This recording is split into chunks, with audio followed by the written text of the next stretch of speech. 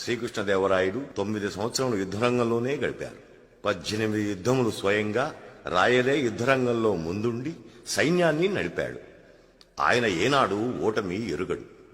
విజయనగర మహాసామ్రాజ్య పతనానంతరం వీరబలిజలు వారి బంధువర్గం వారైన మధుర, తంజావూరు, శ్రీలంక, చెంజి, చంద్రగిరి రాజుల వద్ద, తరువాత నైజాం నవాబుల వద్ద, తరువాత ఫ్రెంచి వారి వద్ద సైనికాధికారులుగా పనిచేశారు.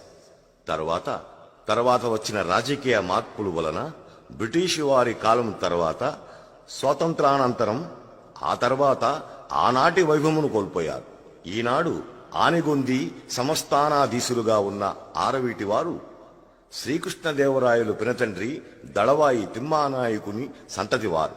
ఆరవీటి వారికి సంతానం లేని కారణంగా వారి సమీప బంధువులైన దళవాయి వారిని దత్తత తీసుకోగా ఆరవీటి వారయ్యారు. కడప జిల్లాలో ప్రఖ్యాతిగాంచిన అన్నయ్య గారి వంశీయులు పూర్వం పెనుగొండ పాలక వర్గానికి చెందినవారు. వీరి పూర్వీకుడు శ్రీకృష్ణదేవరాయలు. వారి వరుసకు అన్నయ్య అవడంతో ఇతనిని రాయలవారు అన్నయ్య గారని గౌరవంగా పిలిచేవారు. అప్పటి నుండి వీరి వంశీయులు అన్నయ్య గారి వంశీయులని విజయనగర సంస్థానమున ప్రసిద్ధులైనారు. ఈ వంశంలో ఎందరో ప్రసిద్ధులు వీరబలిజ క్షత్రియులుగా ప్రసిద్ధి చెందారు. క్రీస్తు శకం 1606 ఆనాటి శాసనమున వీర వెంకటపతి రాయలు పెనుగొండ పాలకుడుగా ఉన్నప్పుడు విజయనగరం వద్ద మల్లియవనం గ్రామానికి చెందిన బలిజ క్షత్రియ కులస్థుడు సైనికాధికారి అన్నయ్య గారి లాలానాయకుని కుమారుడు హనుమయ్య గారు కంచి దేవాలయంలో దాన శాసనం కలదు. వారి వంశ పరంపరలోని వారు మైన్స్కింగ్ అన్నయ్య గారి ముగ్గురాళ్ల కిష్టప్ప గారు వారి వంశీయులు. కడపలో ఈనాటికి బలిజ క్షత్రియ కుటుంబంగానే కొనసాగుతూ ఉన్నారు.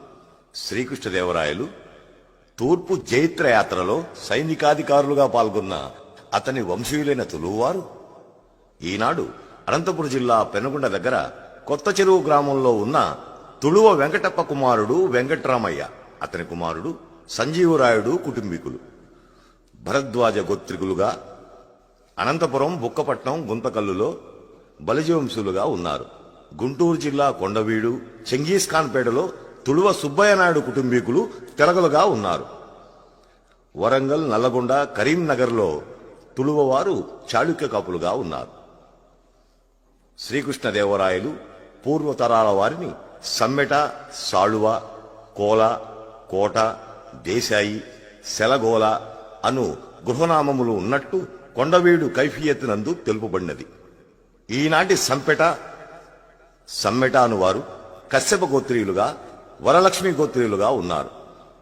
అనంతపురం, కడప జిల్లాలో బలిజలుగా, గుంటూరు జిల్లా తెనాలి దగ్గర ఆవులవారిపాడెంలో తెలగాలుగా, కృష్ణ జిల్లా మచిలీపట్నం, ముక్కొల్లు, సమ్మెటవారి కంట్రికలో కాపులుగా, ఉభయ గోదావరి జిల్లాల్లో ఒంటరి కాపులుగా ఉన్నారు.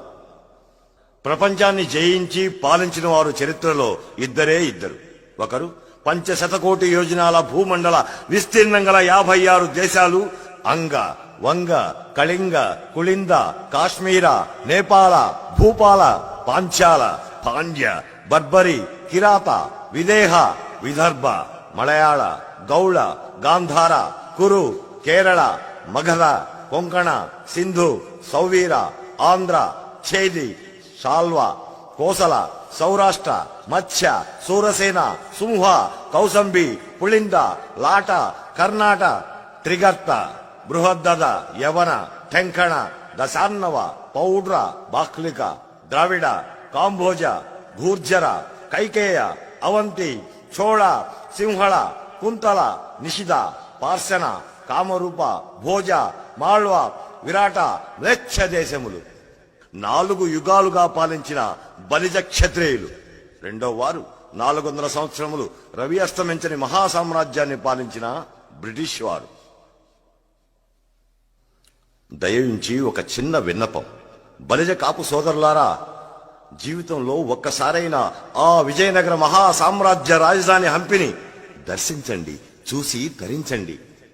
ఆ శిల్ప కళా వైభవాన్ని, ఆ శిథిల శిల్పాలలో దాగి ఉన్న గొప్పతనాన్ని, ఆ చైతన్య సప్తస్వరాలలో సంగీతాన్ని, మన శ్రీకృష్ణ దేవరాయల వారు నిరంతరం ఆలపిస్తూనే ఉన్నాడు. ఆ ఆలాపనలో మనల్ని పిలుస్తూనే ఉన్నాడు. పదండి, హంపి విజయనగర రాజధాని కదలండి. కొసమెరుపుగా తులువ శ్రీకృష్ణదేవరాయలు తూర్పు జైత్రయాత్రలో భాగంగా కొండపల్లిని జయించుటకు వెడుతూ కృష్ణానది ఒడ్డున ఈనాటి నవ్యాంధ్ర రాజధాని తుళ్లూరు గ్రామంలో సైన్యంతో విడిచేశారు. కృష్ణానది ప్రవాహం తగ్గేంత వరకు అక్కడే ఉండి నదిని దాటి వెళ్లారు. ఆయన సైన్యము విడిది చేసిన గ్రామమునకు తుళువూరు కాలక్రమంలో తుళ్లూరుగా పిలువబడింది. సర్వే జనో సుఖినో భవంతు.